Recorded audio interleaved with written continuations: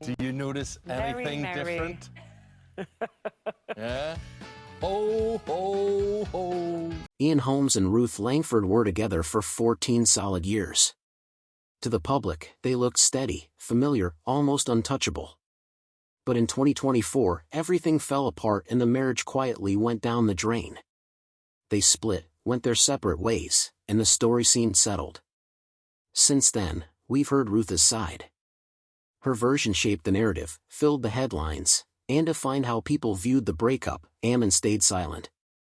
No interviews, no clarifications, no pushback. Until now. At 66, Eamonn Holmes is finally speaking up. And what he's saying changes the tone of everything. It reframes how the breakup looks and, more importantly, how Ruth Langsford comes across in the aftermath. So, what exactly did Eamonn Holmes say, and why did he wait this long to tell his side of the story? Join us as we get into all the details. Eamonn Holmes, the rise, the silence, and the side of the story you never heard. Long before the headlines, the breakups, and the carefully worded statements, Eamonn Holmes was just a Belfast schoolboy learning how to hold a room. He was educated at Holy Family Primary School, then St. at Malachi College and later the Dublin College of Business Studies. Nothing about that path screamed celebrity. What it did suggest was discipline, routine, and an early comfort with structure. And that would matter later, because Holmes built his entire career on being dependable when everything else was live, unpredictable, and often chaotic. His first real break came in 1979 when he walked into Ulster Television as a young presenter and reporter on Farming Ulster.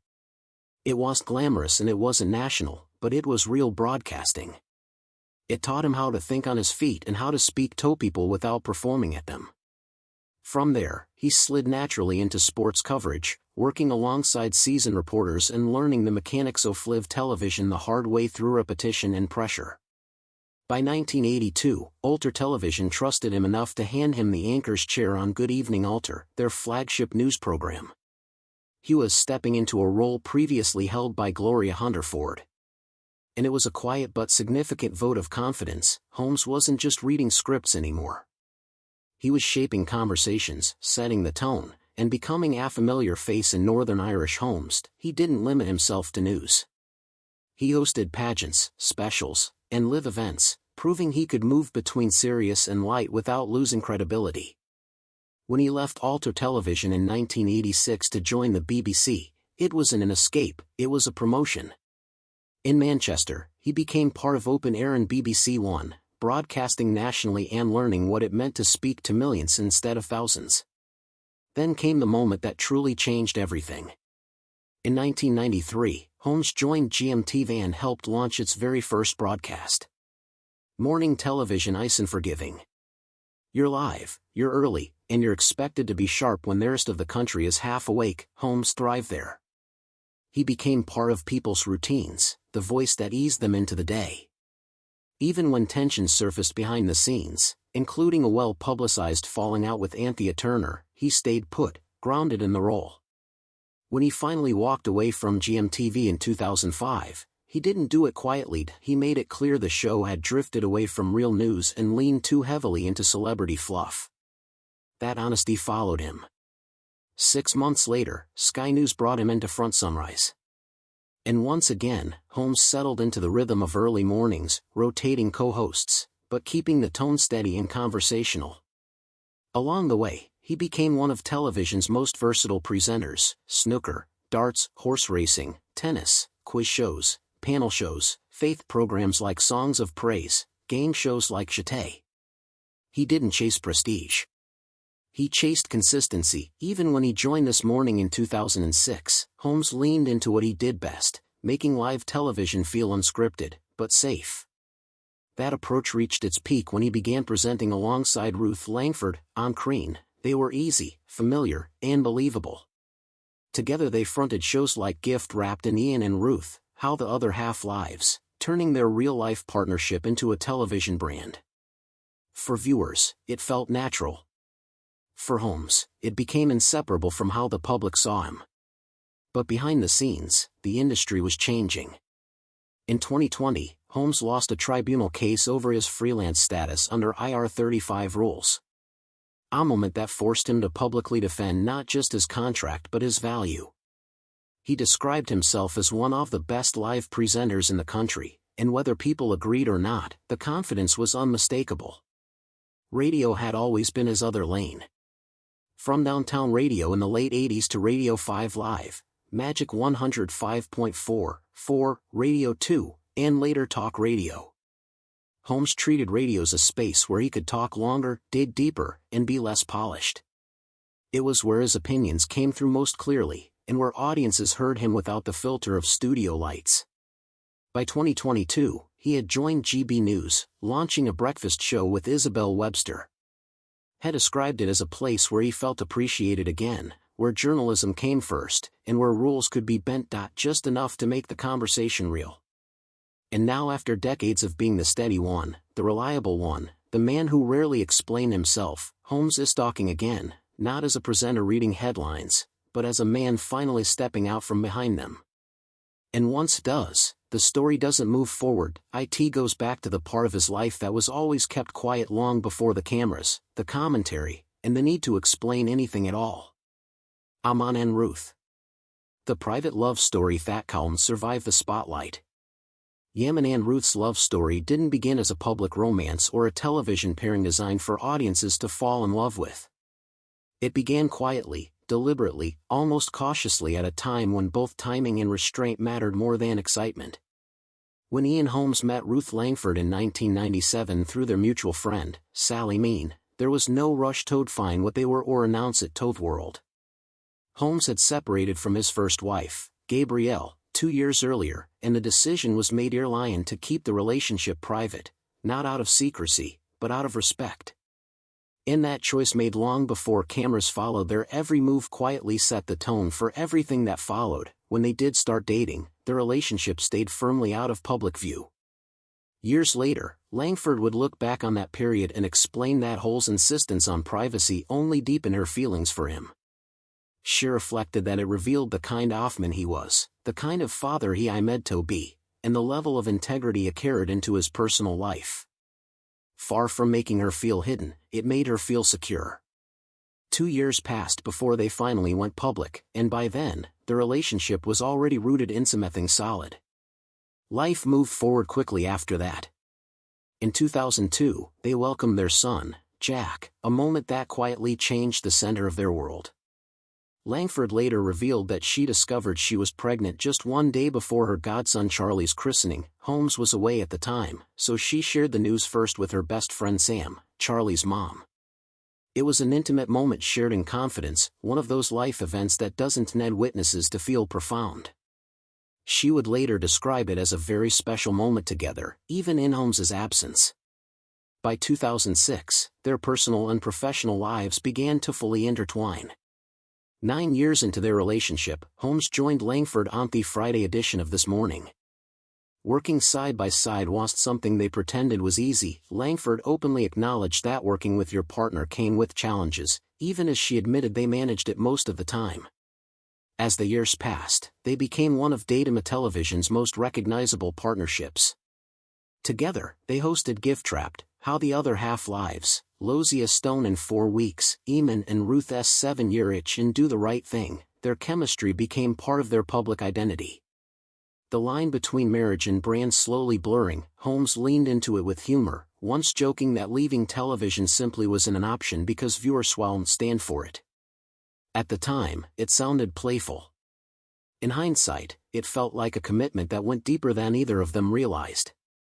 13 years after they first met and 5 years after Holmes's divorce from Gabrielle was finalized, they married at Elam Hall in Hampshire. Soon after, they bought a 6-bedroom house in Weybridge, Surrey, reportedly worth £3.2 million. It looked like the final piece clicking into place. Stability, success, permanence. Speaking years later on Strictly Come Dancing, Langsford described a marriage built on understanding. Holmes, she explained, was the first to tease her and just as quickly the first to surprise her with thoughtfulness. Even when she was consumed by the demands of the competition, she trusted that understood her completely. That, she believed, was why they worked. Then came 2020, and with it a shift neither of them seemed prepared for. In November, Holmes and Langford were abruptly dropped from This Morning, replaced by Alison Hammond and Dermot O'Leary. The decision left them furious. Professionally, it was a blow. Personally, it marked the beginning of a clear divide. Langford remained with ITV, continuing her presence on Loose Women. Holmes moved in a different direction entirely, joining GB News to host a breakfast show. For the first time in years, their careers were no longer aligned and the distance between them was no longer just professional. By May 2024, the carefully maintained silence had finally broken. Holmes and Langford confirmed that their marriage was over and that they were in the process of divorcing. A spokesperson explained that work commitments had taken their marriage in different directions. The message was calm, controlled, and carefully worded. They were determined to stay friends. They wanted to keep things amicable and an official statement was promised for their fans.